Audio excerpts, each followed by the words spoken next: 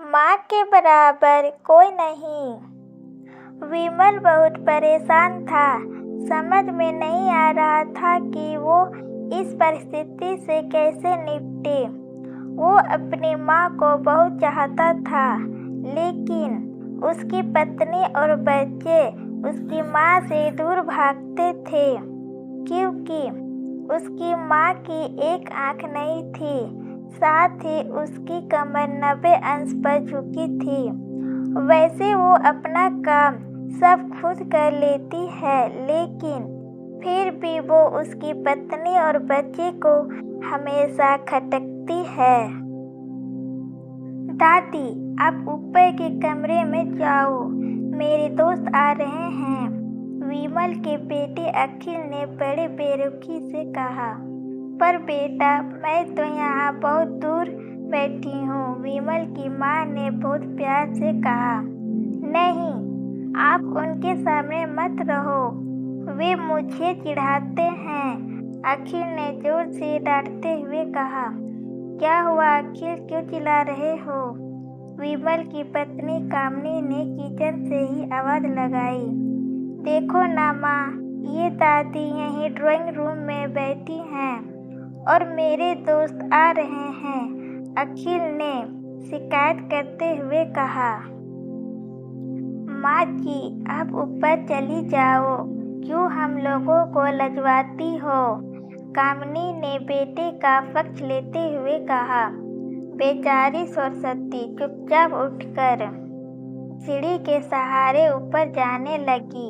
कमर झुकी होने के कारण उन्हें ऊपर चढ़ने में बहुत परेशानी हो रही थी, लेकिन वो पूरी ताकत से ऊपर के एक अकेले कोने वाले कमरे में जाकर बैठ गई।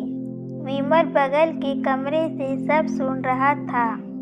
कष्ट हो रहा था कि उसकी माँ को अपमानित होना पड़ रहा है, किंतु वो लाचार था। अगर वो कुछ कहता है तो पत्नी और बच्चे उसका विरोध करने लगते हैं।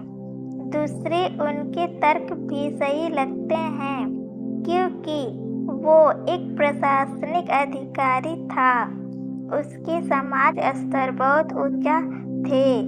उसकी ससुराल भी एक उच्च घराने में थी, इसलिए वो चुपचाप इसी तरह हर दिन अपनी माँ को अपमानित होती देखता रहता था।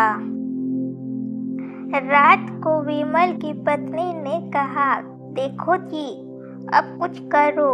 कल कलेक्टर साहब की पत्नी आई थी। माँ जी ने अपनी साधारण देसी कपड़े पहने हुए उनसे मिली। मुझे बहुत शर्म आ रही थी बताते हुए कि ये मेरी सास हैं। मैंने कह दिया कि दूर की रिश्तेदार हैं, इलाज कराने के लिए आई हैं। विमल को रोना आ गया, लेकिन फिर भी वो चुप रहा। समझ में नहीं आ रहा था कि वो क्या करे। अपने बेटे की मन की स्थिति को सरस्वती अच्छी तरह से जानती थी और बेटे को कोई कष्ट ना हो, इसलिए वह हर बात को चुपचाप सहन कर लेती थी। विमल बहुत उदास रहने लगा। एक तरफ परिवार और सामाजिक स्तर, दूसरी ओर माँ। आखिर माँ से अपने बेटे की ये हालत नहीं देखी गई। एक दिन उसने अपने बेटे से कहा, विमल, बहुत दिन हो गए हैं, मैं अपने गांव जाना चाहती हूँ, मुझे वहाँ पहुँचा दो, मेरा यहाँ मन नहीं लग रहा। लेकिन माँ, वहाँ तो कोई नहीं है, तुम्हारी देखभाल कौन करेगा? विमल ने माँ से पूछा। अरे, सब गांव वाले तो हैं, और वो तुम्हारे मामा जी तो वही गांव में रहते हैं, और फिर हम सारी व्यवस्था कर आएंगे ना। कामनी को तो जैसे मन की मुरादें पूरी हो गई हो। हाँ बेटा, बहुत सही कह रही है, सरस्वती ने लंबी सांस लेते हुए कहा। विमल जानता था कि गांव में माँ को देखने वाला कोई नहीं है, लेकिन अपनी पत्नी की जिद के कारण वो अपनी माँ को गांव छोड़ने के लिए तैयार हो गया। माँ को गांव छोड़कर आते वक्त रोना आ रहा था और अपनी बेबसी पर गुस्सा भी आ रहा था, लेकिन परिवार, पत्नी और समाज ने उसके मनोभावों को दबा दिया और वो सुकून सा महसूस करने लगा।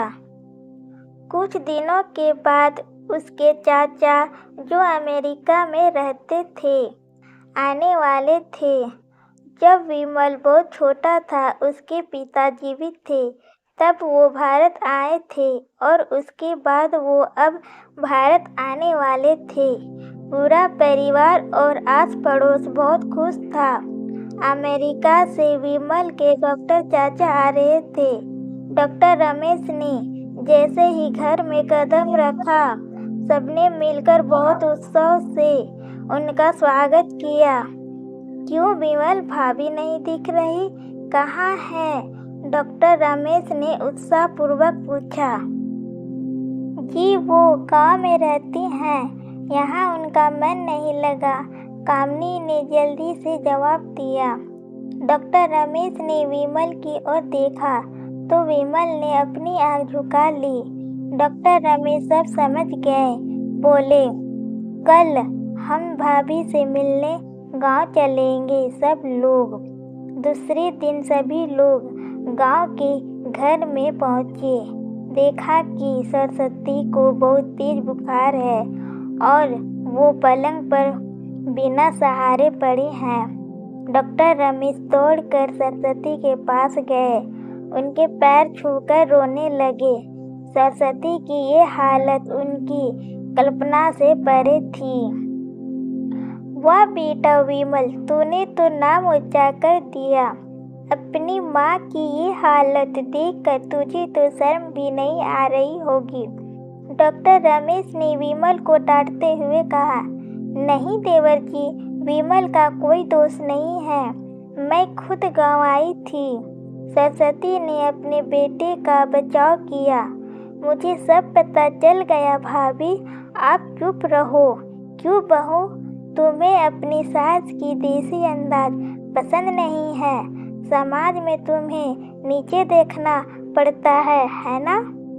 डॉक्टर रमेश ने कामनी की ओर गुस्से से बोले। कामनी बिना जवाब दिए विमल की ओर देखने लगी। आज तुम जिस सामाजिक स्तर पर हो वो इन्हीं के संघर्षों का परिणाम है। और बेटा विमल, तुम्हें शायद मालूम नहीं कि बचपन में जब तुम 1 साल के थे, तब छत से नीचे गिरने के कारण तुम्हारी एक आँख फूट गई थी और तुम्हारी रीढ़ की हड्डी में भी समस्या थी। तब तुम्हारे इस कुरूप माँ ने अपनी एक आँख और बोन मारो तुम्हें देकर इतना सुंदर स्वरूप दिया था। कामनी बेटा, इतने सालों तक संघर्ष करके बेटे को प्रशासनिक अधिकारी बनाने वाली इस संघर्षशील औरत की तुम लोगों ने ये दशा कर दी। तुम्हें ईश्वर कभी माफ नहीं करेगा। डॉक्टर रमेश की आंखों से आंसू बह रही थी। अब भाभी, आप मेरे साथ अमेरिका जाएंगी, यहाँ स्वार्थी लोगों के बीच नहीं रहेंगी, डॉक्टर रमेश ने सरस्वती से कहा। डॉक्टर रमेश, जो उसके चाचा थे, उन्होंने जो राज बताया, उसके बाद तो विमल को यही लग रहा था कि उससे ज़्यादा पापी इंसान इस दुनिया में कोई है ही नहीं। वो दौड़ कर गया और माँ सरस्वती के कदमों से लिपट गया। माँ, मेरा अपराध बहुत बड़ा है, मैं जानबूझकर चुप रहा, आपका अपमान करवाता रहा। अब सिर्फ आप ही उस घर में मेरे साथ रहेंगी और कोई नहीं। विमल ने गुस्से की दृष्टि से अपनी पत्नी और बच्चे को देखा। कामनी को भी बहुत पछतावा हो रहा था, लेकिन उसकी हिम्मत नहीं हो रही थी कि वो सरस्वती से आंख मिलाए।